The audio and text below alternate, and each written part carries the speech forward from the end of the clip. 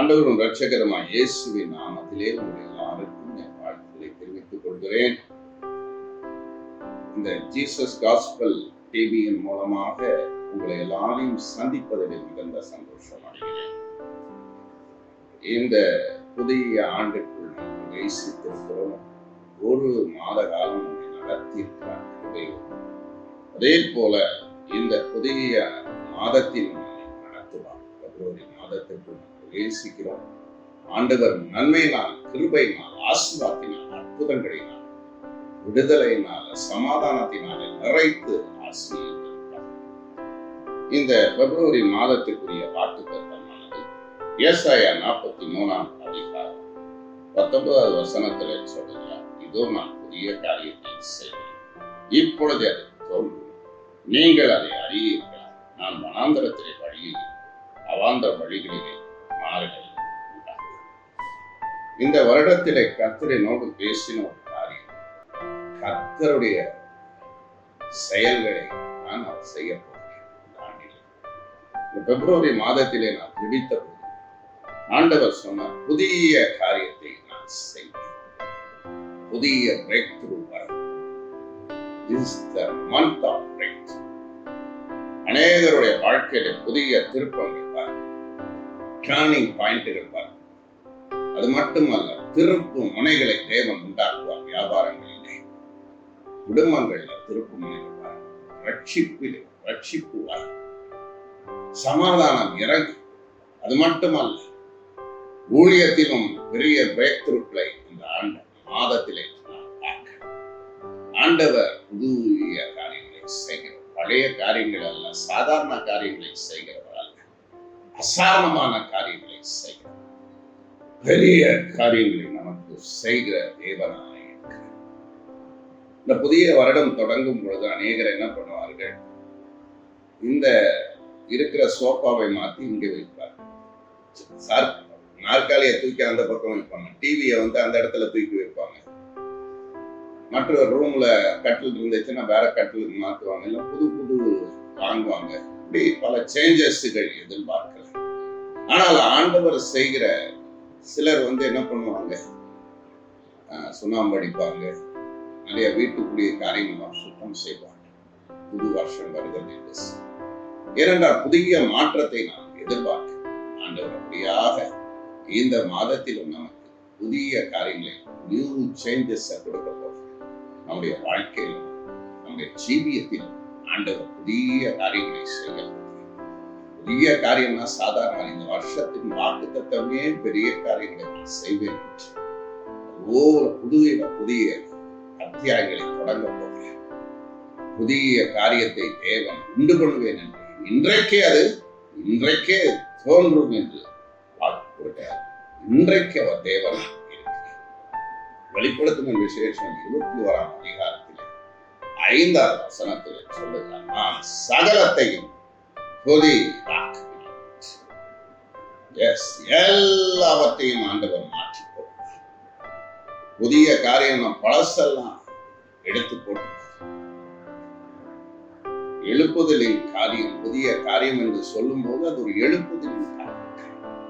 புதிய ஆசீர்வாதங்கள், புதிய தரிசனங்கள், புதிய வாசலை நமக்கு தரும், புதிய திட்டங்களை அவர் செயல்படுத்தும். அது மட்டுமல்ல, மாறுதலை நமக்கு தரும். தானியேல் 2ஆம் அதிகாரத்தில் 21ஆம் வசனத்திலே சொல்லுகிறார், 21ஆம் வசனத்திலே சொல்லும், நான் காலத்தையும் சமயத்தையும் மாற்றுகிறேன். காலத்தை அவர் இந்த உலகத்தை பார்க்கும் பொழுது மாறாத ஒரு உலகமாகத்தான் இருக்கிறது. ஆனால் ஆண்டவர் இந்த மாதத்தில் சொல்லுகிறார், காலத்தையும் சமயத்தையும் நான் மாற்றுவேன். ஒவ்வொருடைய காலங்களையும் சமயத்தையும் அவர் நம் இந்த மாதத்திலே அவர் மாறுதலை கொண்டு வரப்போகிறார். ஒரு பக்கம் அவர் மாறாத தேவன், அவர் நேற்றும் என்றும் என்றும் மாறாத தேவன். மறுபக்கம் அவர் மாற்றுகிறவர், நம்முடைய வாழ்க்கையை மாற்றுகிறவர். புதிய இருதயங்களை கொடுக்கிறவர், புதிய நன்மைகளை செய்கிறவர், புதிய ஆசீர்வாதத்தை தருகிறவர், புதிய நன்மைகளை கொடுத்து புது புது ஆசீர்வாதங்களை தருகிறவர். அவர் நடத்தும் விதமே வித்தியாசப்பட்டவர். அவர் காலத்தையும் சமயத்தையும் ஆண்டவர் சொல்லுகிறார், இதோ என் உள்ளம் கையிலே உங்களை நான் மறைந்து வைத்தேன். யோபின் புஸ்தகம் 14:14 எப்பொழுது மாறுதல் வரும் என்று நாங்கள் காத்திருக்கிறோம். மாறுதல் வரும் என்று காத்திருக்கிறோம். எப்பொழுது? அப்போஸ்தலர் நடபடிகள் 27ஆம் அதிகாரத்திலே 29ஆம் வசனத்தில அவர்கள் எப்பொழுது விடியும் என்று காத்து, எப்பொழுது விடியும் என்று இருந்தார். எப்பொழுது நம்முடைய வாழ்க்கையில விழிச்சு, இந்த மாதத்திலே அது எனக்கு விடிவு காலம் பிறக்காது, இந்த வருஷத்தில் அது எனக்கு விடிவு காலம் பிறக்காத, இருளிலே வாழ்கிறேன், ஒரே பிரச்சனைகளைத்தான் நான் சந்திக்கிறேன், கடன் பிரச்சனைகளிலே வாழுகிறேன், போராட்டங்கள்ல ஒவ்வொரு மாசத்திலும் அற்புதங்களே இல்லாத ஒரு வாழ்க்கையிலே வாழ்ந்து கொண்டிருக்கிறேன், ஒரு மாற்றம் இல்லாத வாழ்க்கை வாழ்ந்து கொண்டிருக்கிறேன், ஒரு எழுப்புதல் இல்லாத வாழ்க்கை வாழ்ந்து கொண்டிருக்கிறேன், என் வாழ்க்கையில ஒரு பிடிப்பில்லாத ஒரு வாழ்க்கை வாழ்ந்து கொண்டிருக்கிறேன். எப்பொழுது என் வாழ்க்கை விடியும்? எப்ப என்னுடைய வியாதி நீங்கும்? எப்பொழுது எனக்கு இருக்கிற இருள் நீங்கும்? எப்ப எனக்கு எங்க வீட்டுக்குள்ள இருக்கிற சூனிய மந்திர கட்டுகள் நீங்கும்? எப்ப என் வாழ்க்கையில இருக்கிற மந்திரவாதிகளுடைய தொல்லைகள் நீங்கும்? எப்பொழுது என் வாழ்வில இருக்கிற அசுத்தங்கள் அருவறுப்புகள் எல்லாம் நீங்கும்? என் வாழ்க்கையில எப்பொழுது விடியும்? எப்பொழுது விடியும் என்று சொல்லும் போது வெளிச்சம், அவரே விடிய காலை வெளுப்பை போல நம்முடைய வெளிச்சத்தை எழுப்புகிற தேவனாய் இருக்கிறார். அவர் சொல்லுகிறார், நானே விடிவெள்ளி நட்சத்திரமாயிருக்கிறேன். அவரே நமக்கு நம்பிக்கையாக இருக்கிறார், நம்பிக்கையாக இருக்கிறார். அவரே நமக்கு நம்பிக்கை, அவரே நமக்கு எதிர்காலம். அதனால்தான் சொல்லுகிறார், உள்ளம் கையிலே நான் வரைந்து வைத்திருக்கிறேன். தாவீது சொல்லுகிறார், என் காலங்கள் உம்முடைய கரத்திலே இருக்கிறது. அவரால் எப்படிப்பட்ட சூழ்நிலையை மாற்ற முடியும், எப்படிப்பட்ட பிரச்சனையை நீக்க முடியும், எப்படிப்பட்ட வியாதியை நீக்க முடியும், எப்படிப்பட்ட மந்திர கட்டையும் உடைக்க முடியும், எப்படிப்பட்ட பிசாசின் சக்திகளை அழிக்க முடியும், எப்படிப்பட்ட கிரியைகளை விரட்ட முடியும். ஆண்டவர் விடிய பண்ணுவார். மாசத்திலே விடிவு காலம் வரும், கண்டிப்பாக வாழ்க்கை விடியும். அதை நம்புகிறது. ஆண்டவர் விடிவை கொடுப்பார், புது வாழ்க்கையை கொடுப்பார், புதிய ஜீவியருக்கு. ஒருவேளை பழையவெல்லாம் நீங்க ஒரு விதமான தோல்வியோடு வாழ்ந்திருக்கு, ஆண்டவர் சொல்றார், புதிய வாழ்வை தருவேன், நீடிய வாழ்வை தருவேன், சுக வாழ்வை தருவேன், புதிய சுகத்தை தருவேன், புதிய ஆரோக்கியத்தை தருவேன், புதிய அபிஷேகத்தை தருவேன், புதிய கிருபைகளோடு உங்களை நடத்துவேன். ஹல்லேலூயா. ஆண்டவர் அப்படியாகவே இந்த மாசத்திலே விடிவு காலத்தை நமக்கு உண்டாக்க அவர் வல்லமையுடையவராக இருக்கிறார். அவர் என்ன புதிய காரியத்தை செய்ய போறார்? வனாந்தர வழியை, அவாந்தர வழிகளிலே ஆறுகளை உண்டாக்க. வனாந்தரம் அவாந்தரம் என்று சொல்லும்போது ஒரு வெறுமையான ஒரு வெறுமையான வனாந்தரம் என்பது சொல்லும் பொழுது அது ஒரு வறட்சி நிறைந்த ஒரு வாழ்க்கையை குறிக்கிறது, தனிமையான ஒரு வாழ்க்கையை குறிக்கிறது. தனிமை, இன்றைக்கு அநேகருடைய வாழ்க்கையில தனிமையோடு வாழ்கிறோம். அநேகருடைய ஜீவியங்களை தனித்து விடப்பட்ட நிலையில் இருக்கிறார், கைவிடப்பட்ட நிலையில் இருக்கிறார். இயேசு கிறிஸ்து இந்த வனாந்தரத்தின் பாதையிலே தான் 40 நாள் பிசாசை ஜெயித்தார். எதற்காக? நம்முடைய வாழ்க்கையில் இருக்கிற வனாந்தரங்கள் நீங்க ஒன்றுமே இல்லாத நிலை, இந்த வனாந்தரத்தின் வழியை அவர் உண்டு கொண்டு எந்த இடத்துல உங்களுக்கு வனாந்தரம் காணப்படுகிறதோ அந்த இடத்திலே அற்புதத்தை செய்கிறார். ஒருவேளை தனித்து விடப்பட்ட ஒரு பயம் திகிலோட நீங்க வாழ்ந்துகிட்டு இருக்கலாம். இந்த வருஷத்துல இந்த வனாந்தரத்தை எல்லாம் அவர் மாற்றிக்கொள்ளும். அவாந்தர வழினா ஒண்ணுமே இல்லாத அழான ஒரு காரியம், வெறுமையான ஒரு வாழ்க்கை. ஆகாருடைய வாழ்க்கையில பெயர் சபாவிலே ஒரு பாலைவனத்திலே ஆண்டவர் அற்புதத்தை செய்தார். வறண்டு போன நிலத்தில் அவளுக்கு தண்ணீரை கொடுத்தார். அவாந்தர வழிகளிலே என்ன கொடுக்கிறார்? ஆறுகளை உண்டாக்குகிறார். ஆறுகளை உண்டாக்க, ஆறு என்று சொல்லும் போது பரிசுத்த ஆவியானவர் நதியை போல நம்முடைய வாழ்க்கையில வருகிறார். அவர் வரும் பொழுது எல்லா வனாந்தரங்கள் வறட்சிகள் நீங்கி செழிப்பான தோட்டமாக ஆண்டவர் மாற்ற வல்லமை நித்தமும் நம்மளை நடத்தி மகா வறட்சியான காலங்களில் எலும்புகளை நிலமுள்ளதாக்குகிறவராக இருக்கிறார். புதிய வழிகளை நமக்கு இந்த மாதத்தில் திறக்கப் போகிறேன். நான் இயர் எண்டிங் மீட்டிங்ல கோடம்பாக்கத்திலே நான் பேசிய ஃபர்ஸ்ட் நாள் உபவாச கூட்டத்திலே தேவ ஆவியானவர் சொன்னார், நியூ ட்ராக்ல நான் நடத்த போறேன், புது வழியில ஆண்டவர் நடத்த போறேன். அவரே நமக்கு வழியாய் இருக்கிறார். கர்த்தர் என் மெய்ப்பராய் இருக்கிறார். நான் ஆட்சி அடையேன் என்று தாவீது சொல்லுகிறார். அவரே நமக்கு மெய்ப்பர். புதிய வழியிலே நம்மை நடத்துவார், புதிய பாதையிலே நடத்துவார். இஸ்ரவேல் ஜனங்கள் அந்த பெரிய ஒரு இடத்திற்கு நீ போகும் பொழுது, வனாந்தரமான ஒரு இடத்திலே போகும் பொழுது சிவந்த சமுத்திரம் அதோடு போராடுகிறார்கள். ஒரு பக்கம் எகிப்தின் அடிமைத்தார், எகிப்தின் யுத்த வீரர்கள், மறுபக்கம் இஸ்ரவேல் ஜனங்கள் கண்டது பெரிய ஒரு தடையாகிய சிவந்த சமுத்திரம். சிவந்த சமுத்திரம் என்று சொல்லும் போது போராட்டம் நிறைந்த ஒரு வாழ்க்கை. ஆனால் அந்த சிவந்த சமுத்திரத்தை அவர் இரண்டாய் பிரித்து இஸ்ரவேல் ஜனங்களை வெட்டாந்தரையிலே நடக்கப்பட்டு அவர்களை அந்த வழி நடத்தி சென்றார். ஆண்டவரால் செய்ய முடியாததை எப்படிப்பட்ட வழியையும் அவர் மாற்ற வல்லமையுடையவராக இருக்கிறார். எப்படிப்பட்ட பாதையை அவர் துறக்க வல்லமையுடையவராக இருக்கிறார். போன வருஷத்திலே ஒரு பாஸ்டர் டெல்லியில எனக்கு மீட்டிங் அரேஞ்ச் பண்ணார். 3 நாள் கூட்டம் அக்டோபர்ல வைக்கிறேன் என்று சொல்லி அவரும் சொன்னார். நானும் அதற்கு ரெடியான அவரிடத்துல லெட்டர்லாம் போட்டு கடைசி நிமிஷத்துல திடீரென்று மாட்டி விட்டார். ஏன்னா என்னை வச்சு கூட்டம் நடத்துறதுல அவருக்கு கொஞ்சம் சிரமங்கள் இருந்தது. ஏன்னா அங்கு டெல்லியில எல்லாம் மீட்டிங் பண்றதுங்கிறது ரொம்ப கஷ்டம். ஒரு ஹால் எடுத்து பண்ணணும், அது இல்லாமல் பிக் க்ரௌடு வேணும், 3 days மீட்டிங் வைக்கணும்னு சொல்லிட்டு அவரு அதுக்கப்புறம் அவர் பின் வாங்கிட்டார். ஆனா ஆவியானவர் என்னை நடத்தி அவர் சொன்னாரு, நீ டெல்லிக்கு போ, உனக்கு பெரிய வாசல் திறக்கிறது. அப்படியாக ஆண்டவர். அப்பொழுது நான் என்னோட தொடர்பு கொண்ட ஒரு போதகரிடத்துல இதை குறித்து பேசிய போது அவர் சொன்னார், நாங்கள் அவர்களை அழைக்கிறோம் வாங்க என்று சொன்னார். சாதாரண அழைப்பு அல்ல, 7 நாள் கூட்டத்தை ஆண்டவர் ஒழுங்குபடுத்தி 7 நாள் நடந்தது கூட்டம்.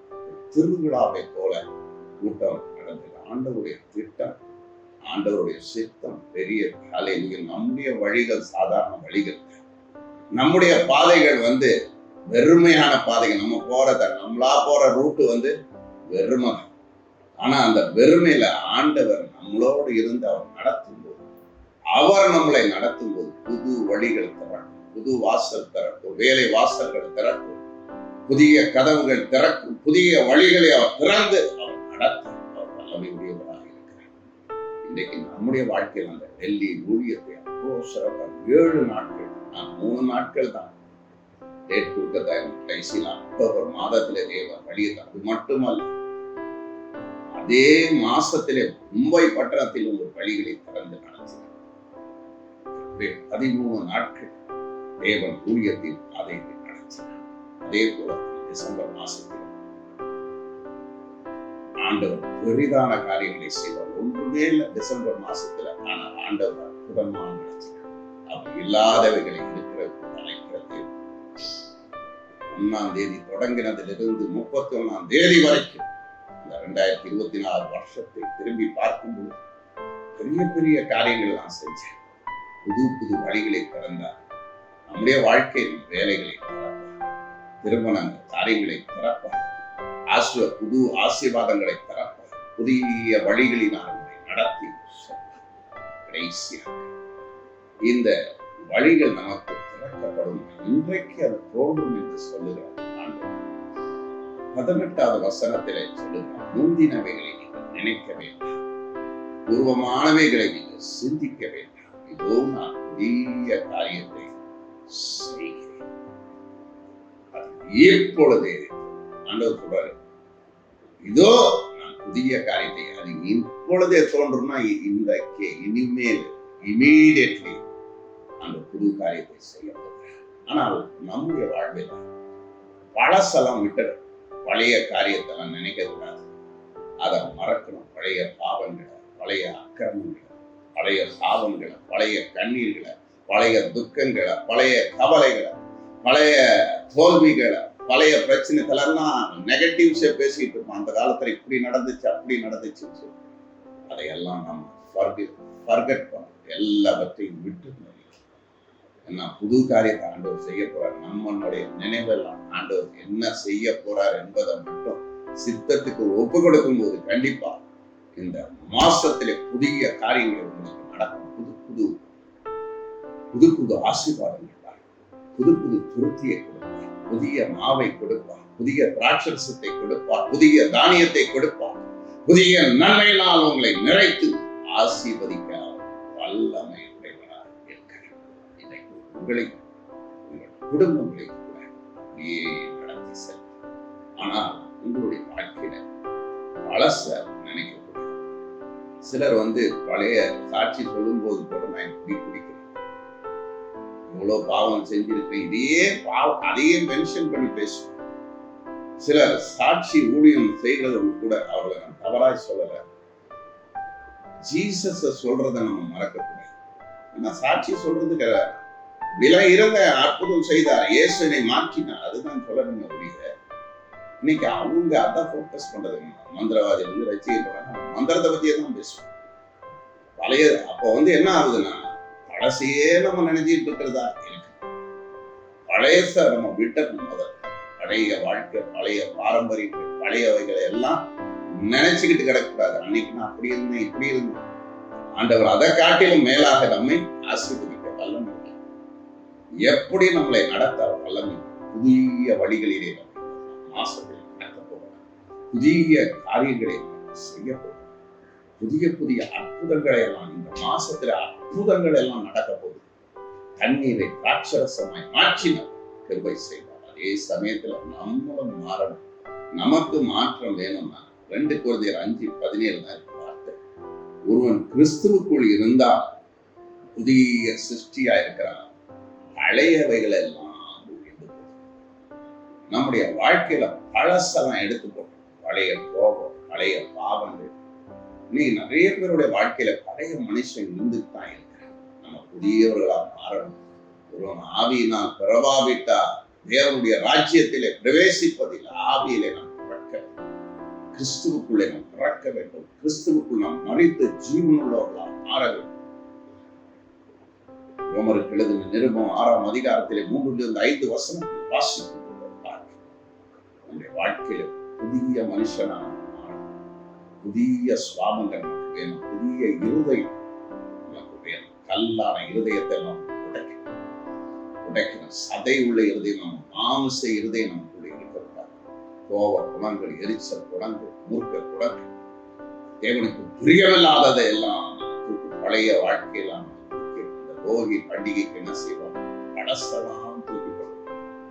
பழைய டியூப்லைட்டை தூக்கி போடுவாங்க, உபயோகம் இல்லாதெல்லாம் தூக்கி போடுவாங்க. போல நம்முடைய வாழ்க்கையில் பழசெல்லாம் மறந்துடுவோம், நினைக்க கூடாது, அதை சிந்திக்க கூடாது, அதை பத்தி பேசிட்டு இருக்க கூடாது.